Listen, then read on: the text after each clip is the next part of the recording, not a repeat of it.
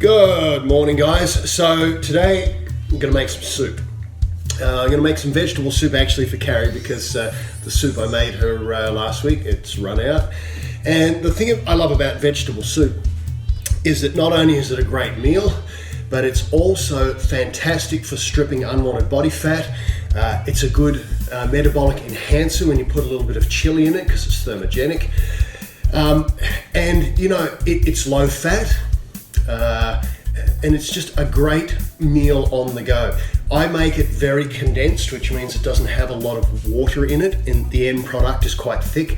And I do that on purpose because when I actually make the soup, consume the soup, I'll just mix, half a cup of boiling water with half a cup of this condensed soup, throw it in the microwave for a minute, and it's ready to go. And it just means that I have more soup in storage and less water, because what's the point of storing water, right? I can get water whenever I need water. So the soup, the ingredients, super simple.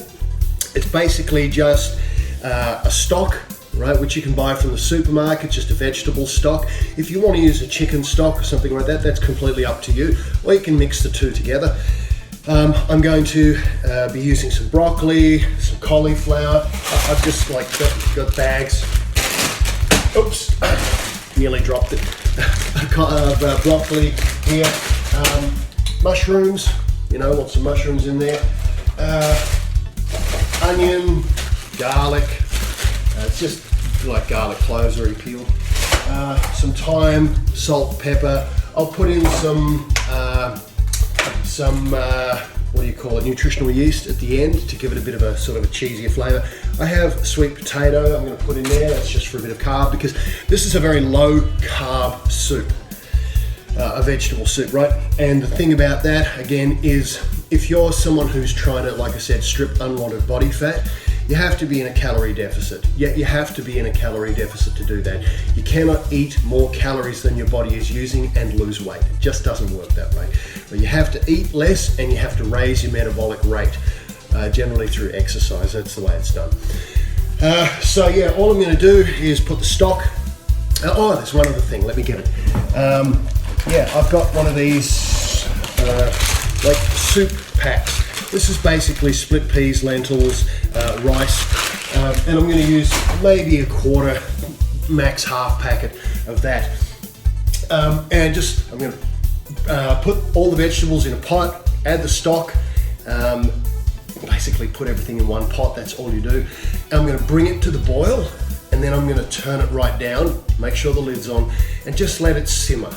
Now, you have to keep an eye on it while you do it, because especially when you're putting these soup packs in with rice and anything that's anhydrous, anything that's dry and will absorb water, your stock is going to quickly get absorbed into your rice. Now, your vegetables will actually vent water, they'll give off water, but the balance, you have to keep an eye on it. If you have to add water as you go, or more stock if you want more of that stock flavor, that's something you've got to pay attention to, right?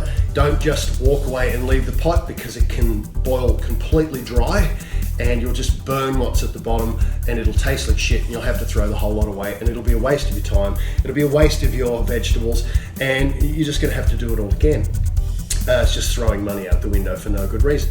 So anyway, like I said, you're going to make sure these are all just in a pot, put it on the stove, bring it to the boil, and I'll show you how it looks as I go.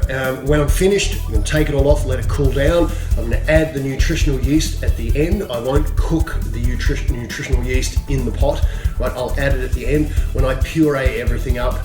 And then we're done. Nutritional yeast, I talk about it quite a lot. It's a great product. It has a rich source of vitamin B as part of its constituent. Really healthy. And if you're trying to get dairy out of your diet, the reason this is so good is because it has a naturally cheesy flavor, but of course it's completely non-dairy. Now, you might think to yourself, okay, well, I don't have any nutritional yeast at home, but I want to substitute something that gives me that cheesy flavor and those B group vitamins without me having to go out to the bulk store and pick up some of this nutritional yeast. Well, listen, I don't really know that there is a good substitute, but let me tell you what is not a good substitute. Kit Kats. Kit Kats are a terrible substitute for nutritional yeast. Don't use them. In saying that, Tim Tams, same thing. Do not think to yourself, shit, I don't have any nutritional yeast. Want to make a pot of soup? Maybe I'll just chuck a few Tim Tams in there, and that will substitute. No, it doesn't work that way. Also, edible THC gummies. Okay, don't really have a cheesy flavor. Not particularly rich in B group vitamins, and will fuck you up. So you probably don't want to put that in your soup, especially if you plan to give the soup to friends and family. If you send your hubby off to work with, or your lady off to work with a bowl of THC gummy soup, things might go sideways a little bit. Also, if you're from, if you have a Mexican background, you might be sitting there thinking, fuck, I don't have any nutritional yeast, but I do have a bottle of tequila. No. Again, tequila is not a very cheesy flavor. If it is, I'm not sure that you should drink it. Not particularly high in B group vitamins, but it is particularly high in alcohol, which will fuck you up. And so there's no real value. And in fact, you'll ruin the tequila, you'll ruin the soup. So why would you do that? Don't do that. Okay, it's not a good substitute for nutritional yeast. Red wine, same thing. Ladies, I know you want to put red wine in everything, but don't substitute red wine for nutritional yeast. It's not going to work, okay? It's just best to leave it alone. And of course, the one that is probably the most, it gets me here the most, is that you cannot fucking substitute peanut M&Ms for nutritional yeast. I took a while to get over this. I took a while to come to terms with this, but I'm good with it now, and I just want to share that with you, and I'm sorry for the disappointing news. It is what it is. They have a nutty flavor. They don't have a cheesy flavor. Also, they're rich in vitamin C, C being for chocolate, but what we're looking for is the B group vitamins here. So unfortunately, yeah, I know, doesn't work. No peanut M&Ms. So listen, I hope that helps to clarify some of those, nagging questions that you might have had about nutritional yeast alternatives. There really aren't any. Just use the fucking yeast. I'm gonna, like I said, add a little bit of chili. Now, the amount of chili you add is completely dependent on how you personally feel about spicy food. Okay, well, all the hard work is done. And I can't really even say that because, to be honest, none of this process is hard. It's very straightforward. It's not messy. I basically end up with one pot that has no oil or anything like that in it to clean up. It washes up super easy. And of course I have the carafe or whatever it is that I use to blend up the soup at the end. And that's really the only thing I have left to do in this whole process. I'm going to transfer portions of this cooked soup into the carafe here. I'm going to add the nutritional yeast, blend it all up, put it all in one big container, whisk it up so that it's all uniform, and I'm done.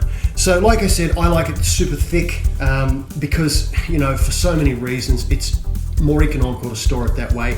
It's much better to transport. I'll tell you now, if you have a really thin soup and you put it in containers, you better have great seals on your containers because they'll leak if you don't. So with a thick soup, it doesn't leak nearly as easily. It literally, you have to take the lid off and tip it out if you want to spill it out. So it makes it much safer to transport that way, better to transport.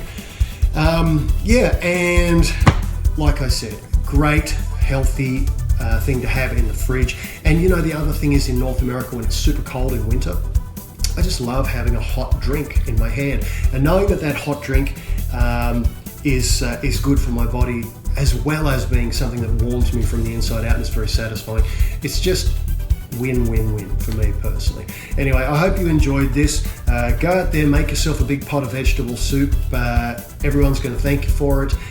It's really an amazing, simple meal, inexpensive. It it ticks all the boxes for me. Anyway, take care, have a fantastic day, and I'll catch you next time.